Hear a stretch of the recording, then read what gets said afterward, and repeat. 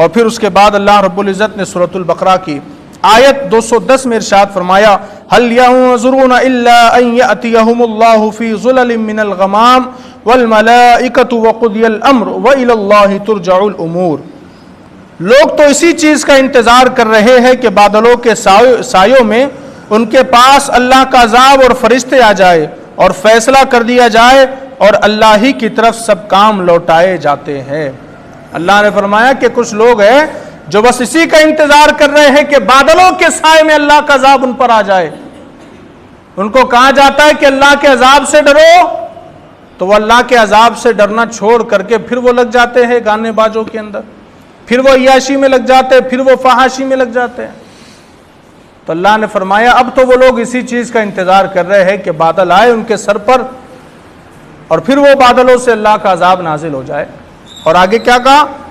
اور آگے یہ کہا کہ اور فرشتے آ جائیں اور فیصلہ کر دیا جائے۔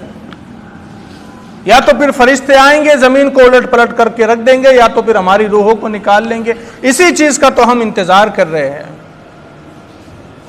کیونکہ ہمارے اعمال تو ویسے ہی ہے، ہمارے کرتوت تو ویسے ہی ہے، ہم کو فکر ہی نہیں ہے۔ ہم تو اسی چیز کا انتظار کر رہے ہیں کہ اللہ کا عذاب کب آئے گا تبھی تو ہم سدھریں گے۔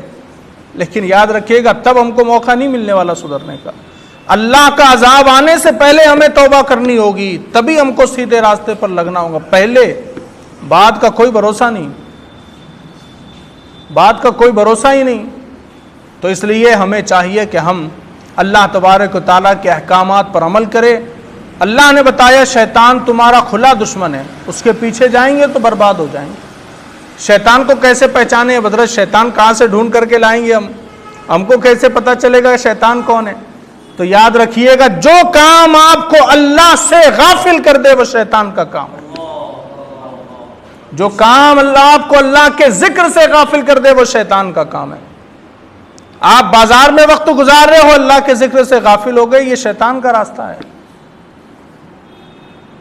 اگر آپ اپنے دوستوں میں فضول وقت گزار رہے ہو یہ شیطان کا راستہ ہے۔ موبائل رات بھر استعمال کر رہے ہو یہ شیطان کا راستہ ہے۔ تو ہمیں پہچاننے کی ضرورت ہے۔ اللہ نے کہا شیطان کے راستے پر چلیں گے تو برباد ہو جائیں گے، وہ کھلا دشمن ہے۔